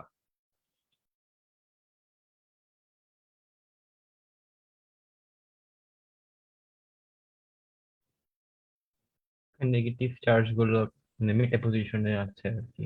আছে, দেখা যাচ্ছে। না, প্লাস দিয়ে রাখছে মানে অর্থ আর প্যারাতে। হ্যাঁ মানে এবার হচ্ছে যেটাকে ওইভাবেই বলতে হবে। আগেরবার আমরা কি বলছিলাম, অর্থপ্যারাতে নেগেটিভ চার্জ বা ইলেকট্রন মেঘের ঘনত্ব বেশি। কথাটা সেম থাকবে, যে এখানে মেটা পজিশনে ইলেকট্রন মেঘের ঘনত্ব বেশি, কিন্তু ইলেকট্রন ক্লাউডের ঘনত্ব মেটা পজিশনে বেশি। এটা প্রুফ করবো কেমনে, দেখাবো কিভাবে? যে আমরা প্লাস সাইনটা এবার দেখতে পাচ্ছি অর্থ আর প্যারা পজিশনে। প্লাস মানে কি, ইলেকট্রন হাই নাকি ইলেকট্রন ডেফিসিয়েন্ট, ঘাটতি আছে। ডেফিসিয়েন্ট। ডেফিসিয়েন্ট, তার মানে এইবার ইলেকট্রন ডেফিসিয়েন্সি আছে হচ্ছে অর্থ প্যারা অর্থ পজিশন গুলাতে। মেটা সেই তুলনায় রেগুলার মোডে আছে। তো মেটা আছে রেগুলার, অর্থ প্যারাতে ইলেকট্রন ক্লাউড কমে গেছে। তো মেটা গুলা কি হবে, রিলেটিভলি তোমার মনে হবে হাই ইলেকট্রন ডেন্সিটি নিয়ে আছে।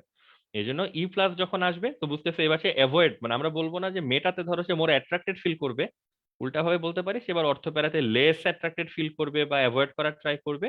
তোর জন্য এবার মোর মোটিভেটিং প্লেস হচ্ছে মেটা পজিশন গুলি। বোঝা যাচ্ছে? এইভাবে জিনিসটা বলে এক্সপ্লেন করতে হবে যে কেন NO2 গ্রুপ হচ্ছে একটা মেটা ইন্ডিকেটর।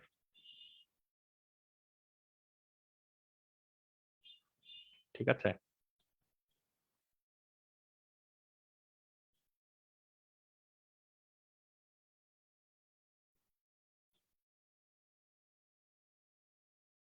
তোমরা যে যে বই পড়ো একটু খুঁজে দেখো এই ডায়াগ্রাম খুঁজে পাও কিনা। খুঁজে পাওয়া উচিত।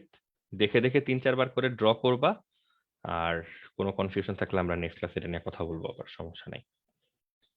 তাহলে আমরা একটা জিনিস বুঝে গেলাম যে অর্থ প্যারা এই এক্সপ্লেনেশনটা কিভাবে দাঁড় করাতে হয়। এই এক্সপ্লেনেশন দাঁড় করানোর জন্য একটা জিনিস জানা দরকার শুধু, কি জিনিস? রেজোনেন্সের ডায়াগ্রাম। এটা জানতে পারলে কে অর্থ কে মেটা কে প্যারা এগুলা খুব সহজে এক্সপ্লেন করা যাবে। ঠিক আছে?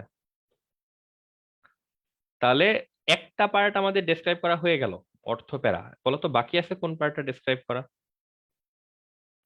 Speed of reaction. অ্যাক্টিভেটিং ডিঅ্যাক্টিভেটিং, এইটা কিভাবে এক্সপ্লেন করব?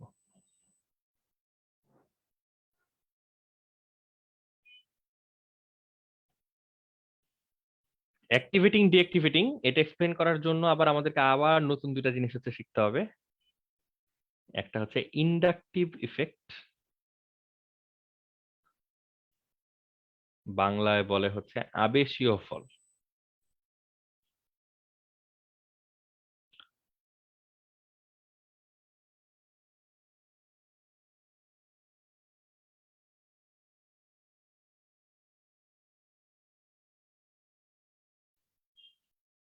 ইন্ডাকটিভ ইফেক্ট বা আবেশীয় ফল, আরেকটাকে বলে হচ্ছে মেসোমারিক ইফেক্ট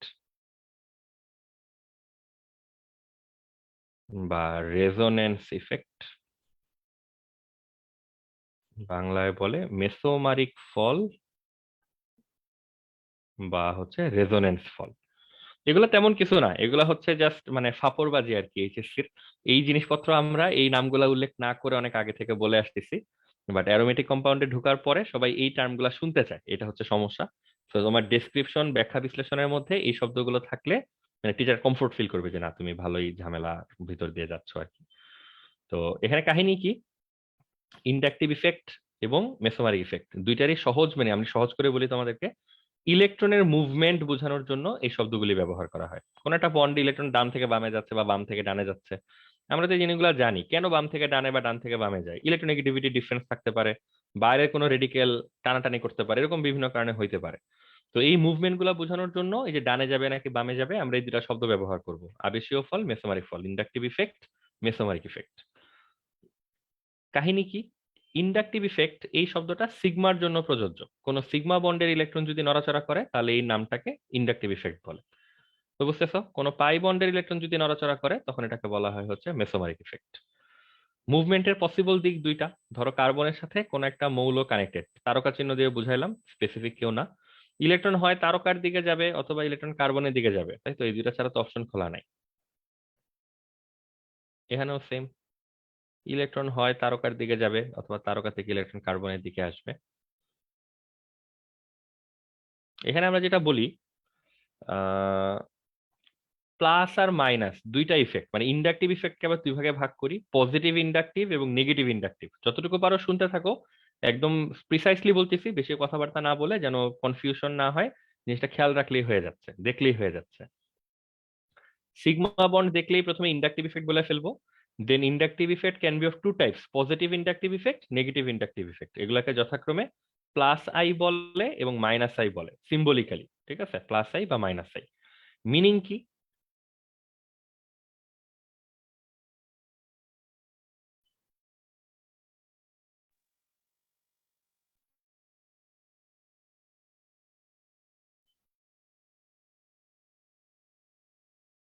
জাস্ট এই জিনিসটা যদি মাথায় রাখতে পারো ভালো। কার্বনের দিকে যদি ইলেকট্রন আসতে থাকে তাহলে এটাকে ধনাত্মক ইফেক্ট বলে, ঠিক আছে, পজিটিভ ইফেক্ট। আর কার্বন থেকে যদি ইলেকট্রন দূরে চলে যায় তখন এটাকে বলে হচ্ছে নেগেটিভ ইফেক্ট। যেমন এই যে উপরে দেখতে পাচ্ছ অ্যারো চিহ্নটা, কার্বন থেকে ইলেকট্রন তারকা চিহ্নের দিকে চলে যাচ্ছে, এটা তাহলে আমরা কি বলবো বলো তো? মাইনাস আই, ঋণাত্মক আবেশীয় ফল। আর এই যে তারকা চিহ্ন থেকে ইলেকট্রন কার্বনের দিকে যাচ্ছে, এই ঘটনাটাকে বলা হবে প্লাস আই। তার মানে যেটা দেখলাম, একটা ছোট্ট জিনিস বলার জন্য অনেকগুলা জটিল জিনিসের ভিতর দিয়ে যেতে হচ্ছে। শুধু ইলেকট্রন ডানে যাবে নাকি বামে যাবে এটা বলার জন্য তোমাকে এই মাইনাস আই প্লাস আই এই জিনিসটা কিন্তু ব্যবহার করতে হচ্ছে, ঠিক আছে? আবার নিচেরটার জন্য আর অত ঝামেলা নাই, পাই বন্ডের ইলেকট্রন মুভ করলে আমরা এটাকে মেসোমারিক ইফেক্ট বলবো। আর বাকি দুইটা হচ্ছে সেম, মেসোমারিক ইফেক্টকেও প্লাস মাইনাস দুইটা ভাগে ভাগ করা যাবে, এগুলাকে প্লাস এম এবং মাইনাস এম এইভাবে বলে। বাকি ডেফিনেশন সেম। প্লাস মানে হচ্ছে কার্বনের দিকে আসে, মাইনাস মানে হচ্ছে কার্বন থেকে দূরে চলে যায়,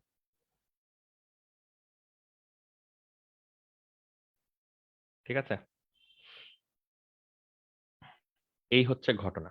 তো আপাতত কি বলতে চাই, আমাদের আশা ভরসা কি এই জিনিস শিখায় তোমাদের কাছ থেকে আমরা কি চাই, সেটা হচ্ছে যখন কোনো একটা বন্ধনের ইলেকট্রন নড়াচড়া করবে তখন আমরা তোমার কাছ থেকে শুনতে চাইবো এটাকে তুমি কি ইফেক্ট বলবা, ইন্ডাকটিভ ইফেক্ট বলবা নাকি মেসোমারিক ইফেক্ট বলবা, দ্বিতীয়ত পজিটিভ বলবা নাকি নেগেটিভ বলবা। তো এই কাগজে যা লেখা আছে এটা সবাই একটু উঠাও, মনোযোগ দিয়ে দেখো। এখন আমরা তোমার একটা ছোট্ট প্রশ্ন দিব যেখানে তোমরা তোমাদের এই জ্ঞান অ্যাপ্লাই করার সুযোগ পাবা।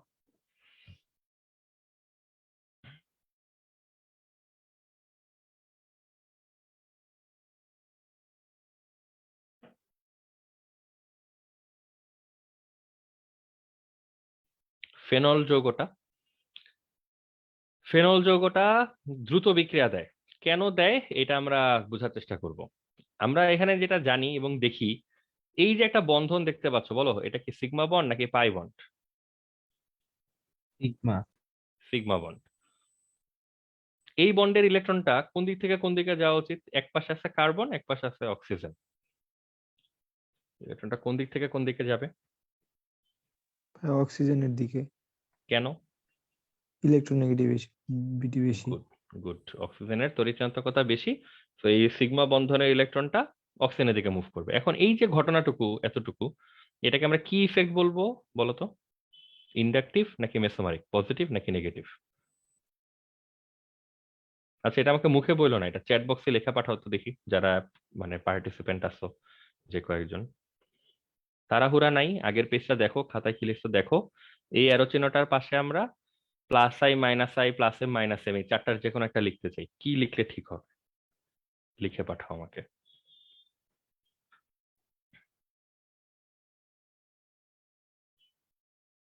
যে যা বুঝতেছো, যে যা মিলাইতে পারতেছো পাঠাও, বাকিটা পরে দেখতেছি। ঠিক হলেও খুব খুশি হওয়ার কিছু নাই, ভুল হলেও স্যাড হওয়ার কিছু নাই।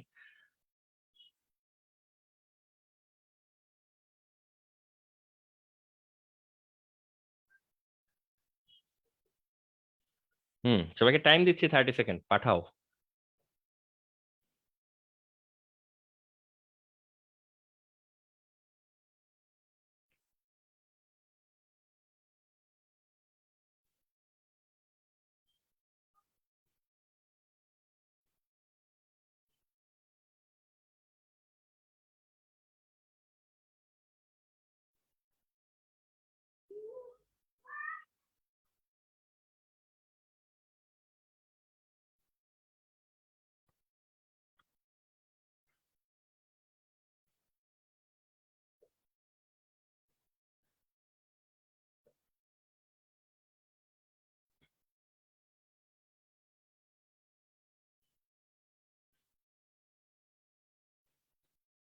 ঠিক আছে, যারা দেখতেছো ফলো করতেছো অ্যান্সার দাও। এই যে ফেসবুকে লাবিব ছেলেটা তো কমেন্ট করতে করতে টায়ার্ড হয়ে যাচ্ছে, তোমরা জুমে বসে সারা শব্দ দিচ্ছ না।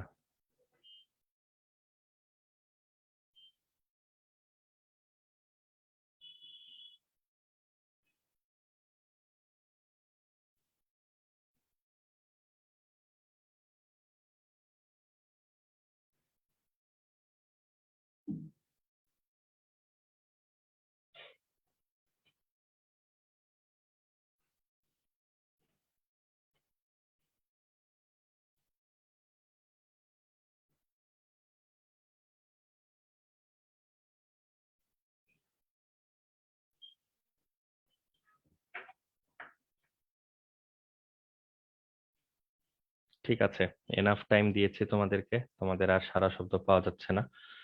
ঠিক আছে, তোমরা ঠিক বলছো, ভুল বলছো, সবই বলছো। একটা একটা করে আমাকে বলো, মানে মুখে বলো, এবার তাড়াতাড়ি বলবা। সিগমা বন্ধনের সাথে অ্যাসোসিয়েটেড, সিগমা বন্ধনের সাথে রিলেটেড কোনটা, ইন্ডাকটিভ নাকি mesomeric? Inductive. Inductive. Inductive. Inductive, এটা তো ভুল হওয়ার কথা না, এটা তো ক্লিয়ারলি লেখা ছিল যে ইন্ডাকটিভের সাথে সিগমার কানেকশন। তো এই যে নদী এবং আর কে, এই যে পিয়াস, এই দুজন যে মেসোমারিক বললা, এটা তো বড় মিস্টেক হয়ে গেল না? ঠিক আছে, তো এটা ইন্ডাকটিভ হচ্ছে বলা দরকার ছিল। প্লাস মাইনাস নিয়ে ভুল করলে এটা মাইনে নেওয়া যেত। এটা তো মেসোমারিক বলাতে প্রথম ঝামেলা করে ফেলছো। ঠিক আছে, সিগমা বন্ধন ইলেকট্রন যেহেতু মুভ করতেছে, এটা হচ্ছে ইন্ডাকটিভ ইফেক্ট হবে। প্লাস আই নাকি মাইনাস আই, কথা কি ছিল? এই পাশে হচ্ছে কার্বন, ওই পাশে হচ্ছে অক্সিজেন। ইলেকট্রন এরো চিহ্ন দেখে বোঝা যাচ্ছে কার্বনের দিকে আসতেছে না কার্বন থেকে দূরে চলে যাচ্ছে? দূরে যাচ্ছে। দূরে যাচ্ছে। তো এই ইফেক্টটার নাম হওয়া উচিত মাইনাস আই বা নেগেটিভ ইন্ডাকটিভ ইফেক্ট। ঠিক আছে, ঘটনা বোঝা যাচ্ছে? কি জি ভাইয়া। পিয়াস, কি বলতে চাও? কিছু না ভাইয়া। ভুল বলছো কেন হ্যাঁ, তুমি? আপনি তো বলছেন না যে প্লাস এম নাকি মাইনাস এম, মানে আপনি অপশনটা আমি বলার প্লাস সময় এম কি মাইনাস এম চালাকি বলি না, করছেন? আমি বলছি plus M minus M, plus M minus M, চারটার মধ্যে সিলেক্ট করতে বলছি। ও আচ্ছা, আমি ভুল দুইটা শুনছিলাম। দুইটা কথা তো বলছি বলে মনে পড়ে না। ঠিক আছে, তুমি যেটা করবা, তুমি একান্তে রাহাতের সাথে 5 মিনিট কথা বলবা, তাহলে দেখবা তোমার জীবনের অনেক কিছু সমাধান হয়ে আসবে। রাহাত কই, রাহাত আছে আজকে? রাহাত নাই, রাহাতের ওখানে ইন্টারনেটের প্রবলেম। ঠিক আছে, তাহলে এটা হচ্ছে মাইনাস আই। এখন ঘটনা এখানে শেষ না। ঘটনার কি কাহিনী, আমরা কিন্তু ওএইচ এর রেজোনেন্সটা জানি। মনে আছে ওএইচ এর রেজোনেন্সের প্রথম স্টেপটা কি বলতো? এই স্টেপটা মনে আছে তোমাদের? এই যে ইলেকট্রন যেগুলো পাই ইলেকট্রন আর কি, বাইরে ইলেকট্রন, সেগুলো হচ্ছে চক্রের দিকে আসার চেষ্টা করে। এই যে মুভমেন্টটা, বলতো এইটারে কি নাম দিব? এই ইলেকট্রন গুলা কি সিগমা ইলেকট্রন? সিগমা তো না, এগুলা কি ইলেকট্রন? Pi electron. দেখো জিনিসটা বোঝা যায় কিনা। এই যে মুভমেন্টটা, এটার কি বলা উচিত? এম দিয়ে বলা উচিত। First thing, mesomeric effect. Electron আসতেছে কার্বনের দিকে, তাহলে এটাকে কি বলবো? Plus M. তার মানে এই যে ওএইচ মূলকটা বা ও অ্যাটমটা বেনজিন রিং এ কানেক্টেড থাকার ফলে এখানে আসলে দুই রকম অ্যাক্টিভিটি হয়। একদিক থেকে বাইরে থেকে ইলেকট্রন হুড়মুড় করে ভিতরে আসার চেষ্টা করতেছে, আবার সিগমা বন্ড দিয়ে কিছু ইলেকট্রন বাইরের দিকেও বের হয়ে যাওয়ার চেষ্টা করতেছে। এখন কথা হচ্ছে লব্ধি, মানে ভিতরে বাইরে দুই দিকে যেহেতু আসা যাওয়ার ব্যবস্থা আছে, এখন এই জিনিসের রেজাল্টেন্ট বের করতে হবে, লব্ধি বের করতে হবে। লব্ধি বের করতে হলে কোন ভেক্টরটা স্ট্রঙ্গার সেটা তো জানতে হবে। তো এইবার তোমাকে একটা চাঞ্চল্যকর ইনফরমেশন আমরা দেই, এখানে প্লাস এম গ্রেটার দেন হচ্ছে মাইনাস আই। তাহলে বলো তো আলটিমেটলি ইলেকট্রন কোন দিকে ফ্লো করবে? কার্বনের দিকে। হ্যাঁ, মানে টুয়ার্ডস রিং, এটা বলি যে রিং এর দিকে আলটিমেটলি ইলেকট্রন গুলো ধাবিত হবে। তাহলে শেষ পর্যন্ত রিং এর ইলেকট্রন মেঘের ঘনত্ব বাড়বে, এবং তখন এটাকে আমরা কি গ্রুপ বলতে পারবো? অ্যাক্টিভেটিং গ্রুপ বলতে পারবো। তার মানে যদি এই ওএইচ মূলকের ব্যাখ্যাটাই দেখো, যদি প্রশ্ন আসে ওএইচ অর্থপ্যারা নির্দেশক, তাহলে কিন্তু তোমার আবেশীয় ফল, মেসোমারিক ফল এগুলোতে ঢোকা লাগতেছে না, তুমি যাবা হচ্ছে রেজোনেন্সের চিত্রে। আর যদি বলে দেখাও যে ওএইচ থাকলে বিক্রিয়ার গতি বাড়ে বা ওএইচ একটি সক্রিয়কারী মূলক, তখন তুমি এই কথাবার্তাগুলো বলবা যে এখানে মাইনাস আই আছে, এখানে প্লাস এম আছে। এক্ষেত্রে plus M greater than minus I, তাই আলটিমেটলি ইলেকট্রন ভিতরে যাবে, মেঘের ঘনত্ব বাড়বে, এবং এটা সক্রিয়কারী মূলক হিসেবে কাজ করবে। ঠিক আছে, এখন বলো তো এই পুরা জায়গাটায় একমাত্র ঘাপলার জায়গা কোনটা? কোনটা তুমি আর নিজে নিজে বলতে পারার কথা না, মানে কোন জায়গাটায় যে আমরা পেঁচে পড়বো সবাই? ভাই, আমার আয়ের মধ্যে তুলনা। হ্যাঁ, এই যে এইটা যে বলে ফেললাম, এম গ্রেটার দেন আই, এটা তো আমাদের জানার কথা না, আমরা কেন জানবো? তো এটা আসলে কথা সত্য, এটা আমাদের কারোরই জানার কথা না। তাও আমরা দেখি, আমরা সামনে সুযোগ পেলে তোমাদেরকে একটু ছোট ছোট আইডিয়া দিব যে কিভাবে বোঝা যায়। আপাতত এই জিনিসটা আমরা 2 নাম্বারই করে হচ্ছে চালাবো। 2 নাম্বারিটা কিরকম বুঝছো? আমরা অলরেডি জানি কোন মূলক সক্রিয়কারী কোন মূলক নিষ্ক্রিয়কারী, বলো জানি কিনা? জি জি ভাইয়া। ভাইয়া। জি বা ভাইয়া। আরো উল্টা ভাবে যদি বলি, আমরা কোন মূলক অর্থপ্যারা নির্দেশক সেটা জানি, both scientifically unscientifically. So ortho para indicators are activating groups normally, except halogen. So hello, আমরা অ্যাক্টিভেটিং গ্রুপ কোনগুলো সেটাও জানি। অ্যাক্টিভেটিং গ্রুপের কাজ হচ্ছে রিং এর ইলেকট্রন ক্লাউড বাড়ানো। তার মানে এখানে যত ইফেক্টই থাকুক, প্লাস এম মাইনাস আই যা ইচ্ছা তাই থাকুক, শেষ পর্যন্ত রেজাল্টেন্ট কোনটা বড় হবে, ভিতরের দিকে যাচ্ছে যেটা, সেটা হচ্ছে বেশি থাকবে। তো ওইটা বেশি লিখে দিবা, তাইলে তোমার কাজ শেষ। বুঝছো? এইভাবে হচ্ছে আমরা কাজটা চালাবো। আর আমরা তো লেখার ধরনটা তো জানি, এক্ষেত্রে আমরা জানি দেখা যায় পাওয়া যায়, যা পারো ওইভাবে লিখে এই জায়গাটায় কোনোভাবে ল্যান্ড করতে পারলেই হয়ে গেছে কাজ। 2 মার্কের বেশি আসবে না এই প্রশ্ন, আসলে এইভাবে লিখে দিব। আর স্টিল জিনিসটা এতটা আনসাইন্টিফিকও না যে না জেনে আন্দাজ এরকম লিখে দিব। এটা কিভাবে বের করা যায়, এটা একটু ক্রুশাল একটা ওয়ে আছে, দেখি সময় সুযোগ পেলে আমরা ওইটাও তোমার বলে দিব না। ঠিক আছে, তাহলে এই কখন গতি বাড়বে, কখন গতি কমবে, কখন অর্থপ্যারায় বসবে, মেটায় বসবে, এই জিনিসপত্রগুলা এই এতক্ষণ ধরে যে ঘটনাগুলো আমরা পড়লাম এগুলা দিয়ে হচ্ছে ডিসাইডেড হয়। তো দেখো কারো কোনো প্রশ্ন আছে কিনা।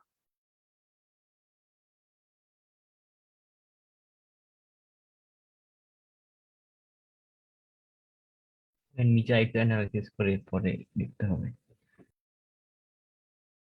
সরি শুনতে পাই না, একবার বলো। ভাই বললাম যে একটু অ্যানালাইসিস করতে হবে নিজের। আচ্ছা আচ্ছা, হ্যাঁ ঠিক আছে, ঘটনা সঠিক, যে বাসায় একটু ঠান্ডা মাথায় পড়তে হবে, তারপর বোঝা যাবে কি হয়। সেক্ষেত্রে আমরা ঠিক আছে আজকে আর সামনের দিকে না গেলেও হয়, এবং আমরা দেখি কাল পরশু আমরা একটা ক্লাস নেওয়া ট্রাই করবো। তোমরা একটু অ্যালার্ট থাইকো, মানে আমি তোমাদেরকে নোটিফাই করবো না। আর এখন টাইমটা আসলে পুরো ডিসেম্বর, সবকিছু নিয়ে সবাই প্রবল পরিমাণ ব্যস্ত। তো আমি যেহেতু কিছু ক্লাস টাস মিসও হচ্ছে, আমি এবার ট্রাই করতেছি ওগুলো এক্সট্রা ক্লাস হিসেবে নিয়ে নেওয়ার জন্য। তো তোমরা যতটুকু পারো অ্যাটেন্ড করার ট্রাই করো, বাট ওইরকমটা না করলে আমার জন্য বেটার, যে ধরো অ্যাটেন্ড করতে পারবো না ক্লাস নিতে মানা করলাম, ওরকম না করে যেহেতু রেকর্ডেড লেকচার থাকবেই ওইভাবে নিজের অ্যালাইন করার চেষ্টা করো, বাস একটু প্র্যাকটিস করে ফেলবা। আর কোশ্চেন টোশ্চেন থাকলে আজকেও কালকে তুমি ধর কোনো না কোনো ক্লাসে তো জয়েন করবে ইনশাল্লাহ, তো ওখানে তুমি বলে ফেলতে পারবা। তো আমার ইচ্ছা আছে ফ্রাইডে স্যাটারডের মধ্যে অ্যাটলিস্ট একদিন হলে একটা এক্সট্রা ক্লাস নেয়ার, তো আমি তোমাদেরকে জানাবো না টাইমটা বুঝে শুনে। ট্রাই করবো বিকাল সন্ধ্যার দিকে, বা আমাদের আগে যে টাইমটা ছিল ওই টাইমের কাছাকাছি কোনো একটা টাইম হলে হয়তো ভালো হয়। ঠিক আছে, তো সবাই দেরি না করে এর মধ্যে এগুলো একটু পড়ে টরে ফেলো আর কি। ঠিক আছে, তাহলে আপাতত আর বেশি কিছু বলার নাই, এগুলো সবাই একটু প্র্যাকটিস করো, দেখো, আর কোশ্চেন থাকলে কোশ্চেন শুনবো আর কি। এগুলো জেনে গেলে, এগুলো যদি প্রপারলি মাথায় রাখতে পারো তাহলে কিন্তু পড়ালেখা আবার সহজ হয়ে আসবে, যা বলবো গটাগট বুঝে যাবা যে কোনটা কেন হচ্ছে, কোথায় যে কোনটা বসতেছে। আর এগুলো যদি প্যাচ পুচ লাগাই ফেলো, বুঝে মানে ভুলে যাও, মনে রাখতে না পারো, তাহলে কিন্তু এগুলাই বারবার রিপিট করতে হবে। তো সবাই এই জায়গাটা একটু নিজেরা কোঅপারেট করতে পারো আর কি। ঠিক আছে, তাহলে আজকের জন্য আমরা ক্লোজ করি, সবাই একটু ঠান্ডা মাথায় এগুলো পড়ো। আর যেগুলো সেলফ স্টাডির মতো দেওয়া হলো সেগুলো একটু দেখো, কোশ্চেন থাকলে কোশ্চেন নিয়ে হাজির হয়েও। ঠিক আছে, আজকের জন্য আল্লাহ হাফেজ সবাই। আসসালামু আলাইকুম ভাইয়া। আসসালামু আলাইকুম ভাইয়া। সালাম, আল্লাহ হাফেজ সবাইকে।